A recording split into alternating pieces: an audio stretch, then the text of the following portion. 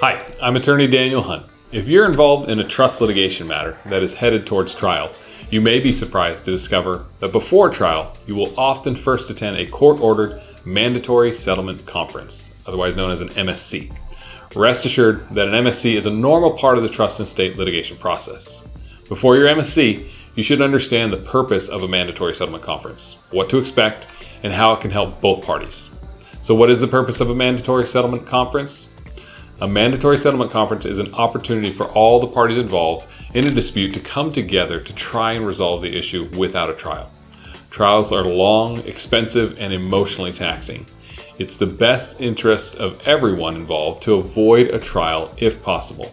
An MSC is one last chance to try and find a solution without a trial.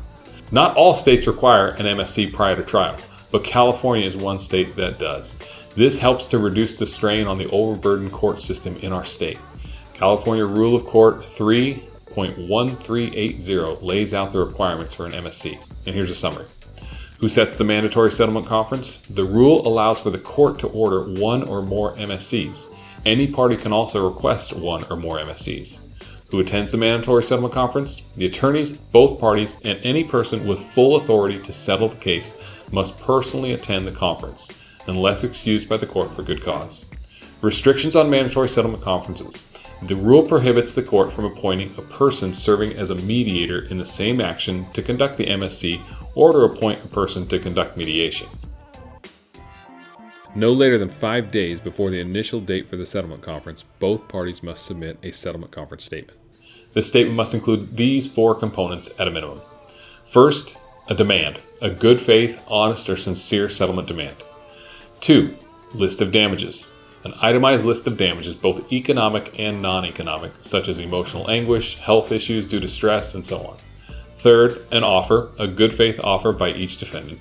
Fourth, facts and the law. A statement identifying and discussing in detail all facts and law pertaining to the issues of liability and damages involved in the case as seen by that party. Local rules may impose additional requirements on the settlement conference statement, so you should always check those. On the day of your mandatory settlement conference, both parties will attend a hearing at the courthouse presided over by a judge. It may be the judge managing the case to this point or a temporary judge. The conference is generally shorter than mediation and also less likely to produce an agreement. A judge will be less forceful than a mediator at attempting to resolve the case. But if the parties were already close to agreeing, it may still be possible to reach one at this stage. Each judge will have their own method of conducting the conference, but most will discuss the following. First, the facts on which all the parties agree.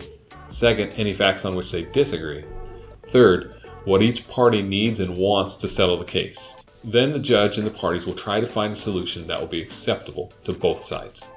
The judge does not have the authority to make binding judgments, but rather serves as a facilitator of the negotiation.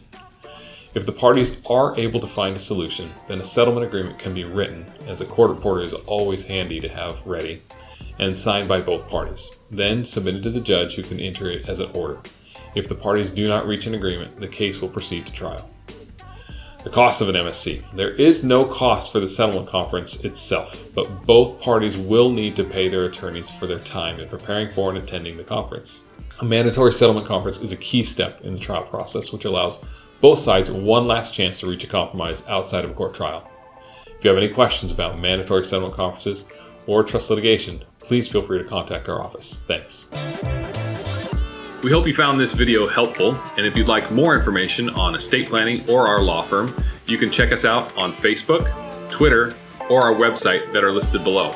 If you'd like to contact us, you can do so at 916-488-9788 or at our email info@dhtrustlaw.com. Thanks.